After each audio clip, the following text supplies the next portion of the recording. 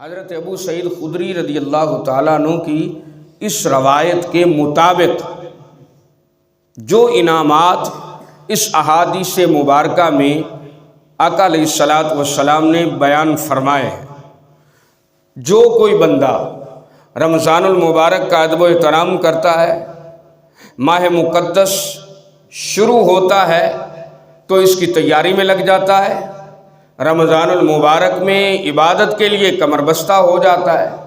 خود کو تیار کر لیتا ہے کہ رمضان المبارک آ گیا ہے، اب میں اللہ تبارک و تعالیٰ کو یاد کروں گا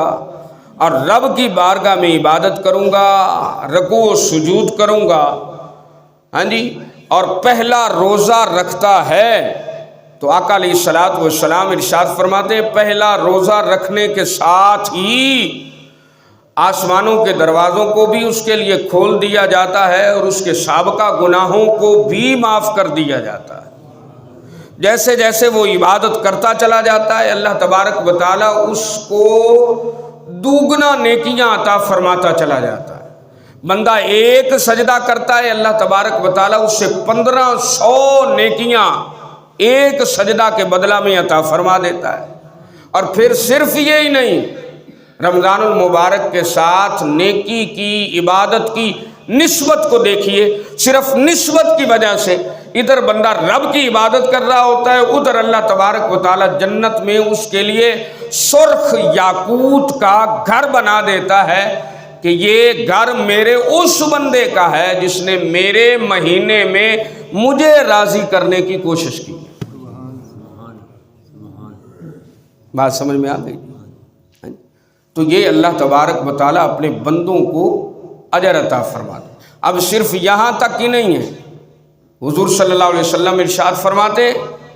کہ اللہ تبارک و تعالیٰ جل مجدہ اس کے لیے سرخ یاقوت کا گھر بھی جنت میں بناتا ہے، اور وہ عبادت کر رہا ہوتا ہے، اس کے لیے جنت میں درخت بھی لگ رہے ہوتے ہیں۔ راضی رب کو کر رہے ہیں اور رب ہمارے لیے جنت میں درخت لگا رہا ہے، اور اس کا تنا اتنا موٹا ہوتا ہے کہ طاقتور گھوڑا اگر 500 سال تک اس کے تنے کے گرد دوڑتا رہے تو اس کا ایک چکر پورا نہیں۔ تو یہ رمضان المبارک میں عبادت کرنے کا اجر ہے جو اللہ تبارک و تعالیٰ اپنے بندوں کو عطا فرماتا ہے، اور اس میں بھی نسبت ہی ہے بابا کہ نیکی کرو، رمضان المبارک میں اجر دوگنا لے لو۔ کیوں؟ نیکی کی نسبت ماہ مقدس کے ساتھ ہو گئی۔ تو نسبتوں کے بڑے فائدے ہیں، ہاں جی۔ جو بندہ اللہ والا ہے، بالکل اسی مثال کو مد نظر رکھتے ہوئے،